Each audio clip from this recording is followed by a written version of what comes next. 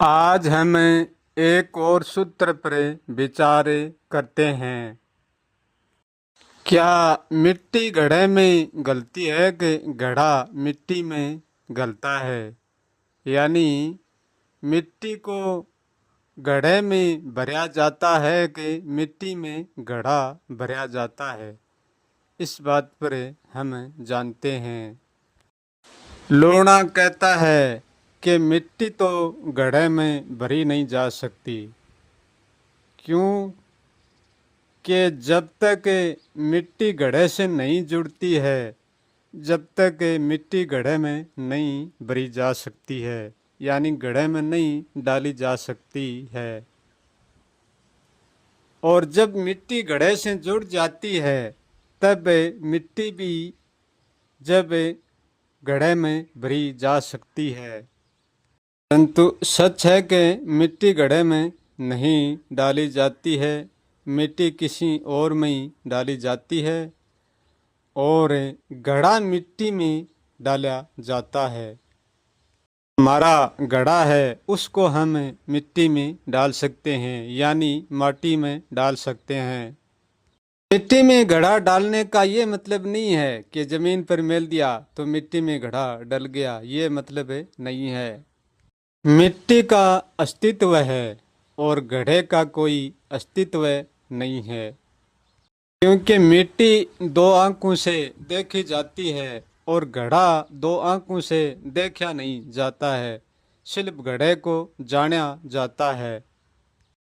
अब लूणा कहता है कि असल में जानना यह है कि घड़ा होता क्या है, आखिर घड़ा किसको कहते हैं।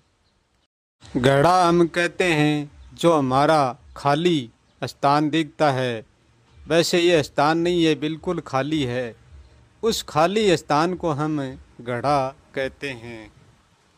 घड़ा बनने से पहले मिट्टी खाली होकर भी खाली नहीं होती है।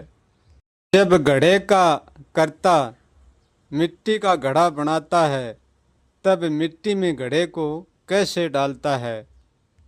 मिट्टी में घड़े का कर्ता अपना हाथ डालता है और ये मिट्टी का आकार एक चाक पर घूमता है, तो उसी हाथ के सहारे और मिट्टी में घड़ा चला जाता है।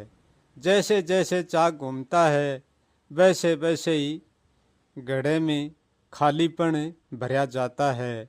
ये खालीपन घड़े में भरा जाता है और ये मिट्टी की चारों तरफ खालीपन के दीवारें हो जाती हैं और घड़ा बिल्कुल मिट्टी में भर जाता है, मिट्टी में समा जाता है।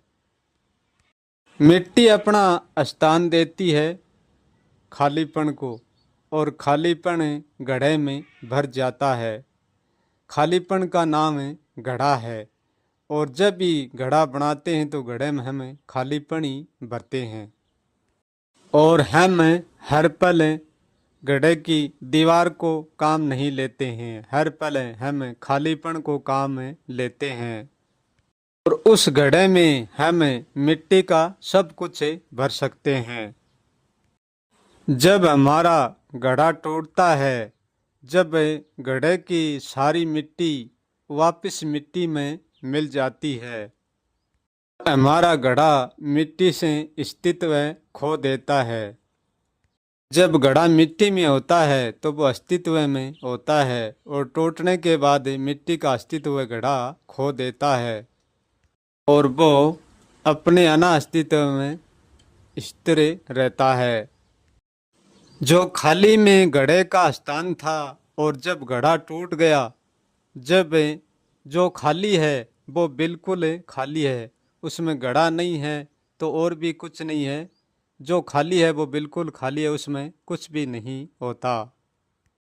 जो खाली है उसका कोई अस्तित्व नहीं है और जो घड़ा मिट्टी के और खाली के साथ जुड़ा था तो मिट्टी का अस्तित्व है और घड़े का अस्तित्व भी मिट जाता है। जैसे समुद्र का सारा पानी हम सोख लेते हैं तो समुद्र का अस्तित्व मिट जाता है।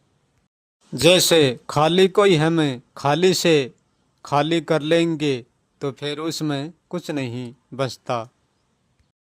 ऐसे ही लूणा कहता है कि हम हमारी मैं से चेतन को निकाल लेते हैं तो पीछे मैं में भी कुछ नहीं बचता। हमारी मैं में फिर कुछ भी नहीं बच सकता। इसलिए हमारी मैं होकर भी कुछ नहीं होती, क्योंकि यहाँ हर एक चीज और हर एक चीज एक दूसरे के सहारे से चलती है, दूसरे के सहारे से उठती है। और जिस चीज से जिस चीज को छीन लिया जाता है वह चीज फिर अकेली कुछ भी नहीं कर सकती। दो चीजें मिलेंगे तो कुछ कर पाएंगे, तभी वह कुछ बन के रहेंगे, तभी वह कुछ होकर रहेंगे। यदि एक कुछ भी है तो वह कुछ भी नहीं कर पाएगी। प्रश्न ये उठता है कि ये खाली किन से बना है और ये मिट्टी किन से बनी हुई है। ना तो कोई मिट्टी को बना सकता और ना कोई खाली को बना सकता। खाली कभी बना नहीं है, खाली केवल खाली से ही खाली है में और बनने में बहुत अंतर होता है। खाली कभी बनता नहीं है, खाली बस होता है और खाली खुद से ही खाली है। ऐसे ही मिट्टी किन से भी मिट्टी नहीं है, खुद से ही मिट्टी मिट्टी है। ना तो मिट्टी का कर्ता कोई दूसरा है और ना मिट्टी की कर्ता स्वयं मिट्टी है। ऐसे ही ना तो खाली का कर्ता कोई खाली है और ना उनका कर्ता कोई दूसरा है, क्योंकि कर्ता उनका होता है जिस चीज को बनाया जाता है उसका कर्ता होता है। उनको किसी ने बनाया नहीं है, ऐ तो बस है। उनका होना किसी का बनाना नहीं है। जो बनाया जाता है वो मिटाया जाता है, मिटाया जाता है वो बनाया जाता है। उनको ना तो बनाया जाता है और ना उनको मिटाया जाता है, इसलिए है।